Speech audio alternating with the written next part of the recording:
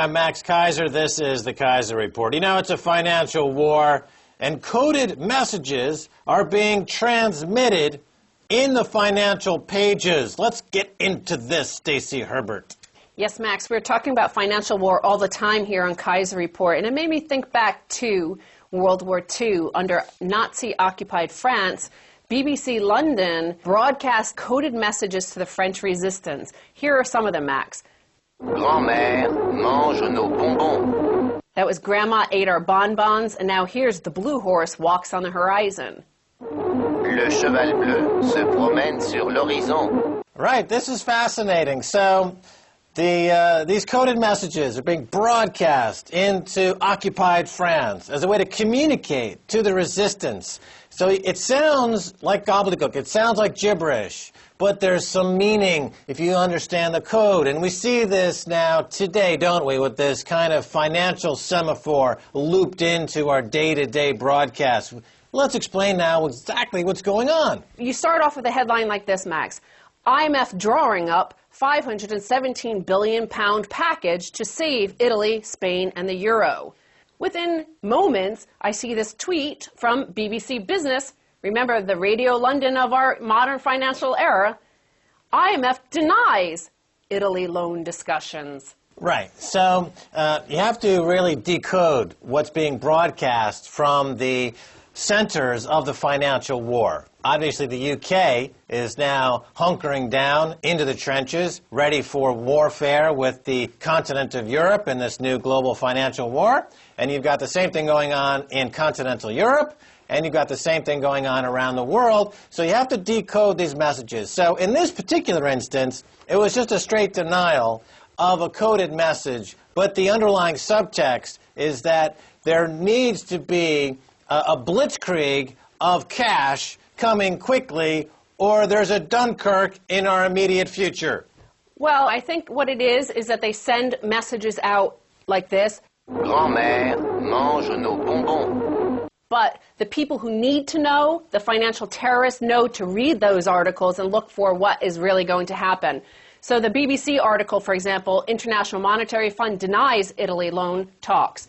Now, if you read deep into the article, it says, over the weekend, the German newspaper Die Welt reported that a subset of Eurozone countries with the highest credit ratings, including France and Germany, may seek to issue debt jointly. However, the plans were also denied by the German government on Monday. They said there are no plans for AAA bonds or elite bonds, said the German finance ministry. Right, but the subtext or the coded messages, we know that that's not the case. They do have a plan for an elite bond, or you might call it the master currency. It's a form of financial eugenics. The Überdetten from the Germans is coming, and they're communicating vis-a-vis the financial press. So people don't understand what's happening in the markets or finance or economics because they don't understand that it's all heavily coded to communicate amongst the various financial terrorist centers. Berlin, London, New York, Tokyo. Exactly, Max. You call it financial eugenics. And this debt, the so-called elite bond, the so-called AAA bond by France and Germany, it actually has the same exact DNA of a Greek bond or an Italian bond or a Portuguese bond or a Spanish bond. It's riddled with banking fraud. It's riddled with too much debt. But they have the blue eyes in this case are the Fitch and Moody's and S&P rating at AAA. Yes, the rating agencies are involved in financial eugenics. And they give the Uber currency coming out of Berlin the AAA blessing, as it were. But of course, they are exactly the same. Now, others have observed that this is setting Germany up for an interesting relationship with the rest of Europe, where they are, in fact, in the vendor financing scheme, where they are going to be looping loans into the peripheral countries and banking the spread, similar to what China has done with the U.S. for so many years. They just bilk the U.S. for hundreds of billions and trillions to this vendor financing scheme. Germany, being the other big exporter in the world, could do the same thing with the rest of the Eurozone by creating the Uber currency bond market with their fellow master race of currency dealers. Well, actually, I think it's yet another front. It's a layer upon layer of this black propaganda being pushed on us by the banksters. But before I get to that, I want to show you this other headline here. IMF prepares to arm Italy with a bailout bazooka. That's a beautiful headline. Bailout bazooka. Again, that's just a headline. They know most people won't read past the headline, and that's the propaganda. But if you look into that article, Germany and France discuss fiscal integration. Germany and France may seek to implement stronger euro area governance by striking a deal with a core group of euro nations rather than seeking the go-ahead from all 27 members, it was reported. So again, this Überdetten from just Germany and France, though their banks are hardcore involved in financial fraud. They created a lot of these toxic fake derivatives that are blowing up around the world. They've devastated economies around the world, and now they're pretending that they're the Überdetten. Yeah, and there's Sarkozy, the new Vichy government in France, basically kowtowing to the occupied German currency forces. There's Cameron in the UK appeasing the Uber-Booten currency blue-eyed devil with his happy talk to his constituency, similar to, remember, I believe it was Lord Chamberlain who made the same mistake leading up to World War II. So to follow down this path of currency wars, replacing shoot-'em-up wars with tanks and missiles, it's all being replaced with derivatives and money attacks. You see the same patterns emerging we saw 50, 60, 70 years ago. Yes, and there's black propaganda, gray propaganda, and white propaganda is how it goes. And this fits in somewhere there. France vehemently denied reports that Sarkozy had agreed with Angela Merkel to equip the European Commission with new supranational powers. This is a statement from the Elysee Palace. The president has in no way the aim of giving supranational powers to the European Commission. We want to discuss the ways of creating more intrusive powers for Brussels to monitor countries such as Greece. So in the same exact sentence, they contradict themselves. Sarkozy is lying. Sarkozy is now occupied by the Überdetten Munchen. Please return to the base. Obviously, the Elysee Palace is trying to assure people that the Überdetten people won't have any, outside authority governing them. It'll just be those dirty, stinking debtors down there, not the Überdetten debtors. Right. The Pétanque, the new unit of currency here in France, has no connection to the Bundesbank. So, either the IMF is bailing out Italy or it's not. However, there is another rumor going around. Should the Fed save Europe from disaster? Nobel economist Myron Scholes was the first that floated this idea over lunch at the Reichsbank Forum in August. He said, I wonder whether Bernanke might not say that we believe in a harmonized world, that the Europeans are our friends, and we know that the ECB can't print money to buy bonds because the Germans won't let them, and since the ECB will soon run out of money, we will step in and start buying European government bonds for them. It is something to think about, he said. So, Max, tell us who Myron Scholes is. Well, of course, he's a big Nobel Prize winner for the Black-Scholes option pricing volatility formula. He is to derivatives what Einstein is to atomic weapons. He created the whole idea of splitting the dollar into two parts, reward and risk, and then trading risk separately, and then creating now $700 trillion in derivatives, which is pure risk, no equity. By the way, that number is up over the past half year to new record amounts. People thought that the derivatives market was shrinking. No, it's hit new all-time highs, along with the quantitative easing that's come. Thanks to good old Myron Scholes and his option pricing volatility formula, we can now look forward to having many more trillions of dollars worth of worthless paper, trading on worthless paper, which is nothing more than a huge Ponzi scheme, run out of Berlin, whose intentions are not to run Europe or run the world. Why would we ever think that of Berlin? They want to teach the world how to sing. Well, Max, Jean has a long mustache. Grandma ate our bonbons. That was one of the sort of statements that Myron Scholes first came out with this, the Fed should save Europe. Now, let's look at the Fed and how they saved the financial system in America. Secret Fed loans gave banks undisclosed $13 billion. Well, this is information that has emerged from the Bloomberg Freedom of Information Act. And it turns out that the amount of money the central bank parceled out dwarfed the Treasury Department's better-known $700 billion Troubled Asset Relief Program, or TARP.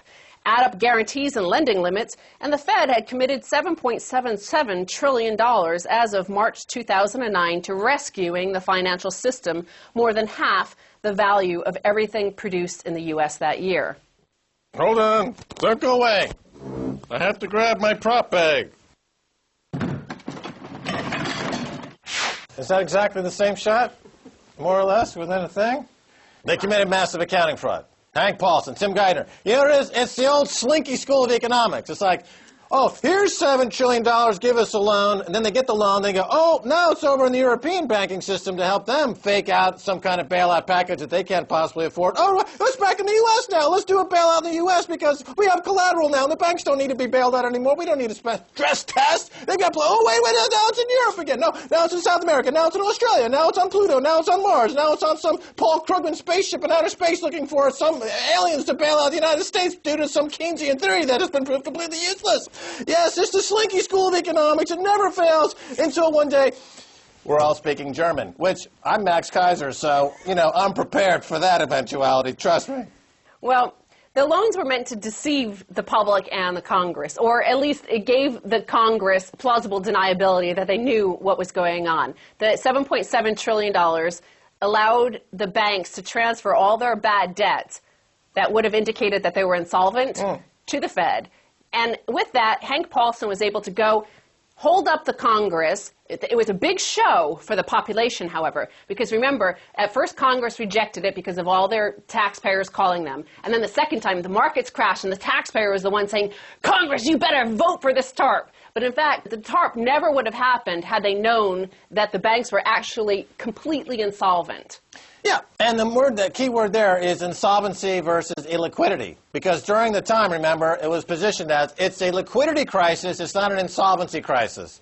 Well, the reason it's not an insolvency crisis is because we're going to illegally park $7 trillion from one off-balance sheet item like a la Enron to some other off-balance sheet item. And we're going to point to that and say, you see, there's plenty of capital. We just need a little short term to get us over. Oh, by the way, when it's finished, we got to move it back over to some other place that we didn't tell you about before and it's completely illegal. So it is insolvency. And that's the root of this global crisis, is that these banks, BNP, Societe Generale, HSBC, Barclays, Citigroup, Bank of America, they are insolvent, okay? So you can write to me and you can come on my show and you can demonstrate why you're not insolvent, but you won't, because you know I'm accurately telling the truth here. You are freaking insolvent, and you need to go the way of all dust, ashes, and dirt, and everything that dies and ends up in the ground dead because you've got nothing on your balance sheet but lies.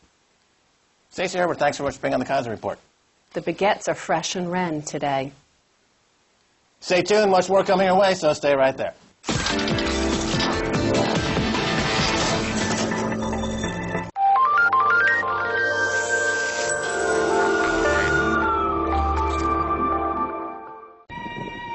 Legend has it that the devil watches you every single moment and waiting for you to stumble. I saw a man with a video camera, so I moved over and he followed me. We realized they were following everyone from early in the morning. The only chance to get rid of him is to reveal him. The Devil Operation on RT.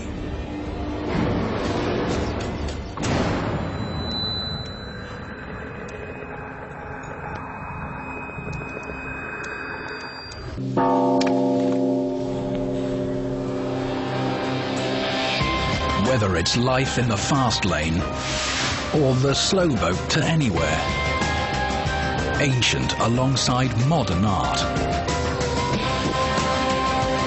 natural science and technology updated. The diversity of this land is unlimited. The Kola Peninsula in the Arctic Circle on RT.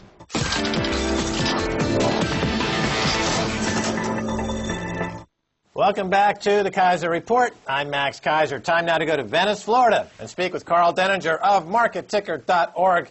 Karl, welcome back to the Keiser Report. Hey, Max. How you doing? Very good. Karl Denninger, let's talk about MF Global. Why hasn't John Corzine been arrested or at least been pepper sprayed? The least we could do is have a little pepper spray and maybe some plastic handcuffs. I don't understand this. The orderly functioning of the futures markets demands that customer funds be sacrosanct and never invaded. And that appears at this point to have not happened. You know, it's one thing to say, I don't know where that $20 bill went, but when it starts as $600 million and then all of a sudden becomes $1 billion plus, you got to wonder, these guys not only can't find the money, they can't seem to figure out exactly how much is missing. That's a problem. Well, it seems like a total breakdown of all of the basic laws of the street. This basic law, you can't take money out of customers' accounts. I mean, it's pretty basic. I mean, if this doesn't work, why would anyone keep their money in any of these brokerage firms? That's the question, Max, I think that everyone has to be asking now, and it is the risk that, in my opinion, is the largest to the financial industry and to the orderly function of the markets that we've seen thus far. This goes far beyond what happened with Lehman Brothers and Bear Stearns, in that you now apparently have a futures merchant who got in trouble with their own proprietary bets, and instead of facing the fact that they were underwater and insolvent, decided to dip into customer funds as a way to try to cover them in the hopes that they come back. Now, anyone who's traded for any length of time has probably made this mistake where you get stuck in a bad position and you add to it because you're sure it's going to turn and everything's going to be okay. Well, anyone who's done that for any significant length of time knows what happens. You go broke. It appears that that's exactly what happened here, but then MF Global seems to have gone even further and said, you know, we'll just kind of raid the piggy bank over here that isn't ours and keep the game going for a while. That's a deeply troubling thing, because if you have any kind of money on deposit with a brokerage, you have to wonder whether or not this is happening somewhere else. All right, now my understanding is that J.P. Morgan is a creditor of MF Global, and they're going to push to get settled on any of their accounts that are owed money ahead of these customers. Isn't that also sending a bad message to the retail banking customer out there? The real question, Max, is again whether there is or is not separation between customer funds that are on deposit as performance bonds. And let's remember, this is what the CME calls these. If you go over to their webpage and you look at the margin deposits that are required to trade contracts, they actually call them performance bonds. So if they are performance bonds, then they should be held separately. There should be an escrow function, and there is supposed to be a fiduciary responsibility. It's like depositing escrow money for a real estate transaction with an attorney. It's supposed to go into a segregated account. If that, in fact, has been violated here, and the evidence is certainly that it has, then essentially when you are trading with somebody and you are using them as a broker, you are, for all intents and purposes, backing their bets. And it doesn't matter whether it's a bank or a futures merchant. That's an insanely dangerous precedent to set within the marketplace. I'm going to digress a little bit because I don't know if you're familiar with this or not, but let me ask you this question anyway. The martingale system of betting, which is the doubling down on every roll of the dice with the idea that eventually you will win and make some money. This seems to be what every Wall Street firm is doing. They are continuously losing, but they are doubling down on every subsequent throw because they know that they've got unlimited cash in their disposal from the Fed. Is this sustainable? Is this the correct way to describe what's going on? Your thoughts? I think it probably is. I'm familiar with that strategy. It bankrupts everybody who tries it eventually because although the probability is that this will work out, the fact of the matter is that for any sort of random trial, each probability of success is distinct and separate from all that came before it. And so it is entirely possible to get heads 52 times in sequence and run out of money and go bankrupt. And that's the problem is that everyone says this is an infinite source of funds through the Federal Reserve, but in fact there is no such thing as an infinite source of anything. And eventually you will run out of the ability to hide these games and it will blow up in your face. And that is it appears, what happened here. All right, here's another quick question. Federal Judge Rakoff recently in New York, he admitted that he had no authority to do anything but admonish the SEC for their settlements with Citigroup and Bank of America for a fraction of their ill-gotten gains on mortgage securities frauds. Your thought? We need to see some prosecuting and much less looting. Rakoff is one of the good guys. He's at least out there raising an issue on this. But you know, Max, the real problem we have here is that there's this deadly embrace between the Federal Reserve, Wall Street, and Congress. Congress desperately wants to spend more than it takes in taxes because it is supporting the myth that the economy is okay at least and is not totally collapsing. You have the Wall Street banks that are anxious to earn their VIG so they can pay their bonuses. And then you have the Federal Reserve, which is the handmaiden and is enabling both of those things along with the offshoring and the disastrous trade imbalance. And all three of these parties are kind of locked together, holding hands, saying la, la, la, la, la, la, la, la, la. And what you end up with at the end of the day is selling a bunch of trash to people claiming that it's perfectly good paper. When it blows up in their face, then you end up in front of judges like Rakoff who say, hey, guess what, guys, you swindled people. And then there's a problem because if you actually claw back the money that was stolen and impose a realistic punishment, and if you look at the statistics on these financial firms, you'll find that under our 3 strikes laws for felonies, essentially all of them would be in prison for life at this point, which means they'd all be dissolved and out of business. So why is it that we continue to give these people a pass while at the same time the common street criminal that robs Granny ends up locked up in a cell? Well, I'm going to repeat that point, Karl Denninger, because I thought it was such a good point. 3 strikes, you get locked up for life, or the state, sometimes you end up on death row and kills you. Why don't we apply this to the crimes being committed in the financial space? And would it be appropriate to apply capital punishment in cases of outright fraud for guys like Hank Paulson, for example? I don't know about capital punishment, but revoking corporate charters is certainly something that could be done. I mean, after the 3rd offense, I think it's pretty clear that you're not going to reform, right? The only way that we're ever going to see this stop, Max, is if it stops being a business model. If you put a sign out that said robbing banks means that you only have to give back half of the loot if you get caught, there'd be a line out the door of guys with ski masks and guns. And so there's really no reason for these institutions not to engage in this behavior when that's the penalty. All right, Karl Denninger, a Bloomberg Freedom of Information request has uncovered evidence that the Fed gave banks $7.7 trillion in loans, most of them in secret, in order to make the banks look healthy so that the Congress would give them those TARP funds going back to 2008. Your thoughts? The biggest scandal there, Max, isn't that we gave this money out in terms of loans and guarantees. A lot of this was in terms of asset guarantees. In other words, allowing people to pledge collateral they otherwise couldn't. The big scandal here is the fact that every one of these institutions' CEOs seems to have shown up on CNBC or somewhere else proclaiming how strong and healthy their firm was, when in fact, if you look at this data, it says something entirely different. I thought we had this law called Sarbanes-Oxley. It apparently doesn't apply to people showing up on various mainstream media outlets proclaiming how wonderful they are while their company is on the brink of collapse, a la Dick Fuld. But there needs to be some kind of enforcement mechanism here when you have firms that have their representatives showing up in the media to proclaim things that turn out to just plain old-fashioned be false. I don't understand how that's not something that you could sue over as an investor. But it appears that this falls into the idea that, well, we all have a First Amendment right to speak, and it doesn't really matter whether or not what we say has anything to, any resemblance to the truth. Right. Now, of course, the banks earned $13 billion from processing these secret loans. Most of those earnings were then paid out as bonuses. So does the taxpayer have the right to reclaim at least that $13 billion that was fraudulently stolen from them? Unfortunately, probably not. You could potentially, I suppose, file what's called a qui tam lawsuit, essentially suing in the place of the federal government for the fraud that has taken place. But in terms of the individual taxpayer having standing in these kinds of cases, it has been repeatedly held that they don't, even though it is the taxpayer that gets rooked. And again, this is just another example of the best Congress money can buy. All right, I've got 2 more questions. IMF is either drawing up plans or not drawing up plans for another $800 billion rescue of Italy and Spain. If all its member nations are bankrupt, then where does the IMF get the money to rescue these bankrupt member nations, Karl Denninger? They don't. So, I think it's a curious thing that they floated this rumor. It was somewhere $600 billion or $800 billion.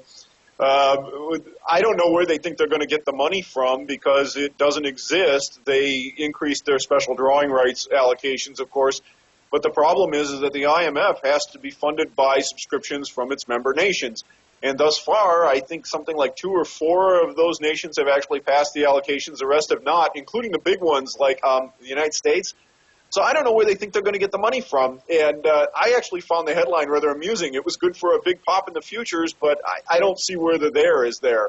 Right. So you mentioned special drawing rights, and this appears to be going to be a kind of a new global currency in which to roll up all of this bad debt and reprice it, resecuritize it, create new maturities, and basically increase somehow the debt bubble to even new heights of absurdity. But finally, let's talk about the ending this never-ending bailout for banking and market rigging fraudsters. The CME Group, in their latest 10Q, listed Occupy Wall Street as a threat to their bottom line. So who's the bigger threat here, Karl Denninger, Occupy Wall Street or the bankers who their own fraudulent activities? I don't know, to tell you the truth, Max. I think the problem with Occupy Wall Street today is that they are still trying to figure out exactly what they stand for. And I have pointed out, I'm on a couple of their mailing lists, and I've pointed out to them that if they get into the we want free blankety blank, I'll save you from the bleep, that they're going to end up being relegated to the dustbin of history, because there is no such thing as a freebie. It has to come from somebody. On the other hand, if they stay focused like a laser beam on the fraud in the financial system, they have the potential to do what the Tea Party failed to do, and that is to get the public focused in its righteous anger on what's been done to them. I don't know which way this is going to go. On the other hand, you have the European banking system that is teetering on the edge of collapse. You have all of these institutions, including ones in America, that bought up all this debt in sovereign Europe, thinking that this was going to be some great investment because it was trading at a fabulous discount. The fact of the matter is that it was trading at a fabulous discount because they can't possibly pay. So how you're going to resolve those two things, I'm not sure. But frankly, I see both of them ending very badly sometime next year. All right, Karl Denninger, we're out of time. Thanks for being on the Keiser Report. Thank you. All right, and that's going to do it for this edition of the Keiser Report with me, Max Keiser, and Stacy Herbert. I want to thank my guest, Karl Denninger of MarketTicker.org. You can follow Karl on Twitter at TickerGuy.